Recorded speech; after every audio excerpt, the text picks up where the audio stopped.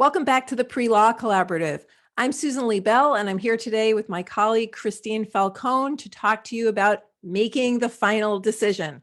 So, Christine, everybody who's watching this video has gathered a lot of information. Many people have been on campus visits. Some people have made spreadsheets with the cost of attendance, but now they have deadlines approaching.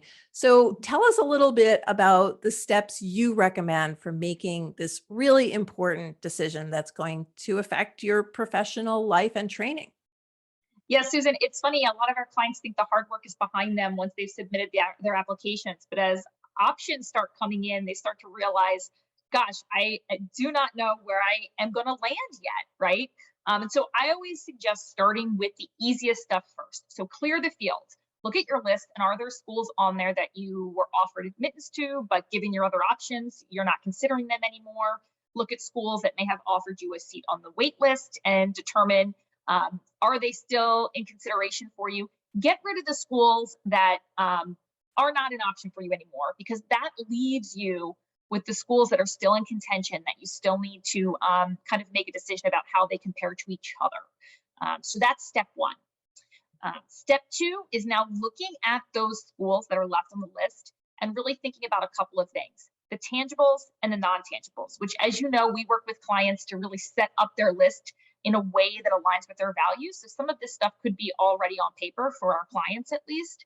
But think about outcomes, think about geography, think about the ranking, if that's important to you. So look at the things that are really tangible that you can measure, and then look at the non-tangibles. How did you feel when you were walking around the campus? Does the school embrace something that's really important to you, like social justice initiatives? How did you feel when you were talking to students and when you were talking to faculty members? And you really want to then put a number to those things that you can compare them numerically. And sometimes a school will come out way ahead, and other times you're ending up with some schools that are close together. But I usually tell people, and we usually tell people, that a hard decision is a good decision. It means that you put out a really good portfolio, and you have good options in front of you. So don't be intimidated by a hard decision.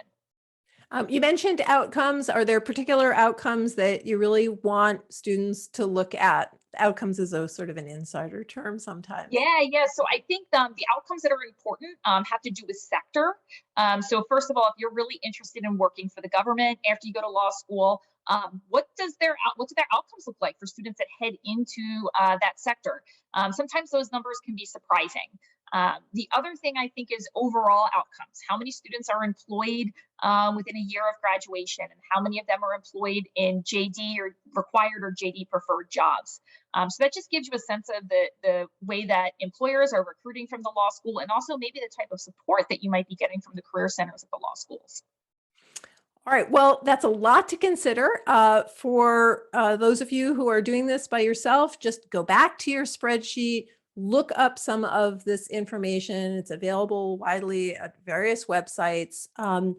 And if you need help, we have something called a discernment package, in which we will look at all of your options. We will apply our specialized tools to them, get you some more information, and then the three of us will meet together to work through your goals, which of the schools match up, and to consider the all-important financial costs of attending law school. You can shoot us an email or contact us through our website, and we'd be happy to set that up. We wish everybody best of luck in making these decisions.